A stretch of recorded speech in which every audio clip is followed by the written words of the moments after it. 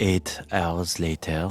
Just finished work up for the day. It's a Friday afternoon and I am really excited to leave the office, but some of you may notice that I am not in the BCG office. And if you watched my recent vlog about my last day as a consultant, you would know that I left my job at BCG where I was a strategy consultant for the past 2 years. For those of you who are new here, welcome. My name is Matt. I left my consulting job a few weeks back, but today's video is not about the past. Today's video is about the present and the future. And so I'm actually filming this video right now from one of Google's New York City offices because yes, I took a job as a strategy and operations associate. And you may have never heard of strategy and operations before, and so let me break it down to you right now.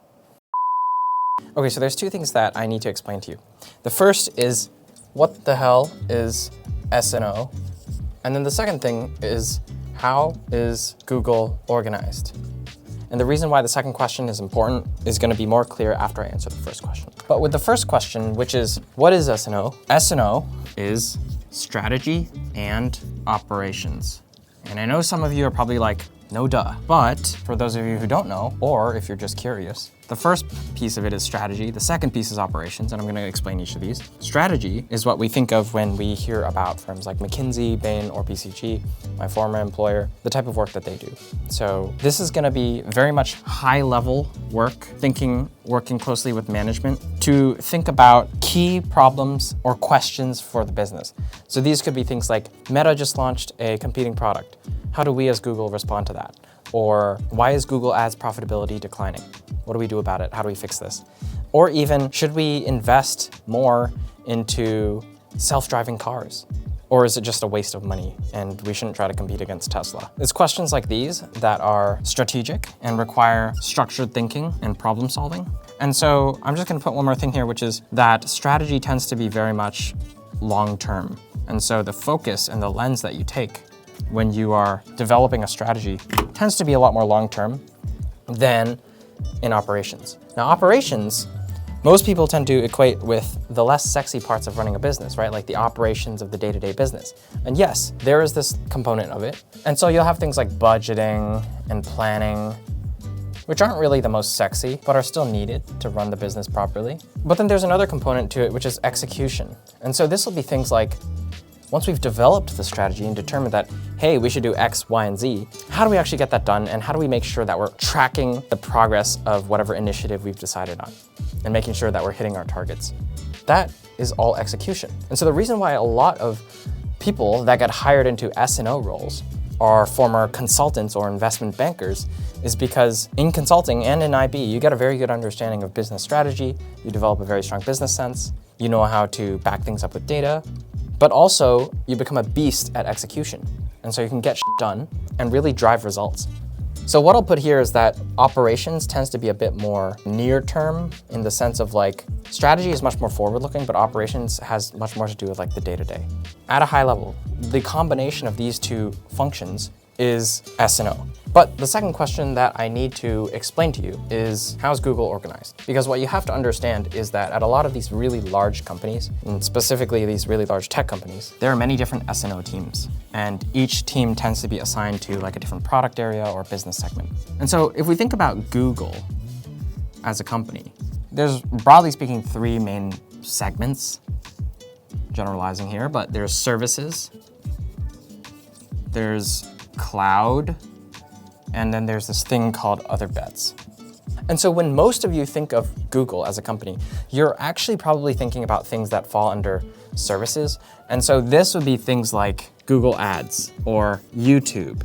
Yes, YouTube is owned by Google. Or even search, right? The search engine. And under cloud, you may have used something like Google Drive before, right? And so GWS, this stands for Google Workspace, anything that's related to Google Sheets, Google Slides, Google Drive, these all fall under cloud. And there's also things like, cloud solutions for enterprises. Enterprise is just a fancy word for big businesses. And then you have this third segment called other bets. And this is things that Google believes have, 1, a high likelihood of failing, but 2, a high likelihood of changing the world if any of these succeed. And so these would be things like Waymo, which is self-driving cars.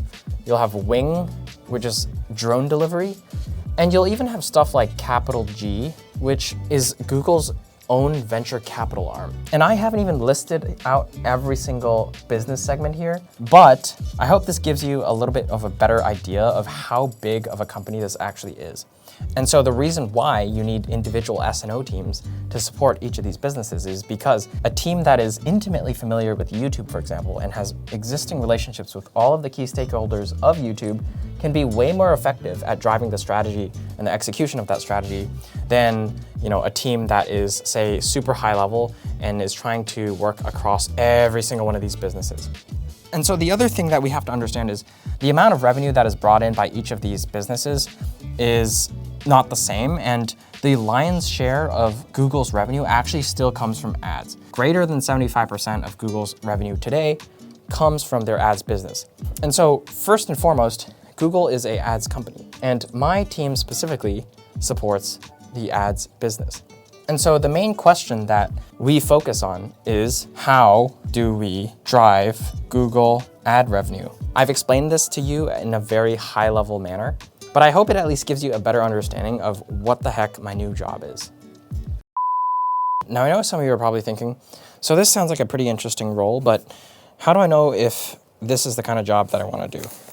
And what I would say to that is, there's really a few key reasons why someone would go into this kind of a role. And for me personally, it had a lot to do with the fact that in consulting, you rarely get to see the actual impact of the strategy that you develop. And that's not to say that I don't recommend people go into consulting.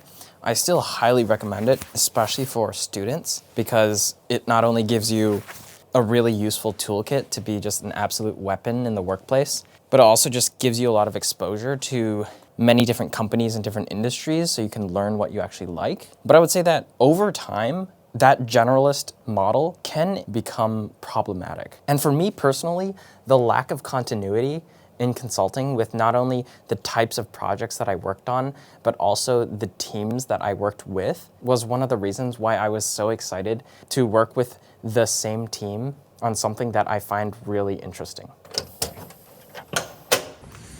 There's literally no one here on a Friday. As I walk through, I'm literally turning the lights on.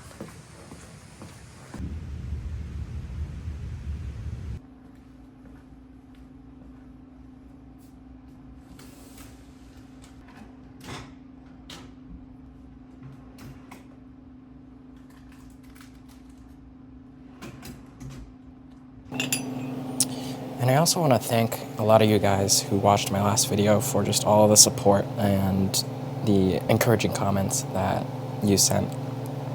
Because to be honest, this transition, although it may seem like it was incredibly planned out on paper, was honestly just a dream in my head for the longest time until just a few months ago. And so in my videos, I really try to just be a bit more transparent and realistic with you guys, because I don't want you to think that, oh, you have to be some crazy talented person to succeed in your career. Yes, having the right skills and the work ethic has a big role in landing the job that you want, but at the same time, there is also an element of chance and a lot of uncertainty that often goes into the job hunting process that makes it really frustrating for a lot of people.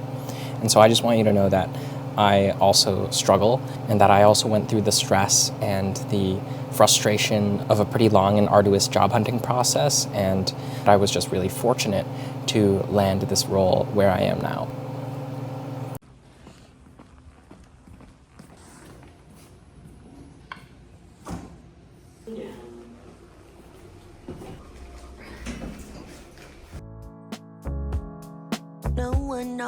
No one ever knows where we're heading, where this story goes. You just gotta hold on to your path. What feels right in your heart and your soul. I know you always wanna do what's right. I know you rather wanna flight than fight. But every now and then you gotta pause. Ask yourself, is this right? Stand your ground.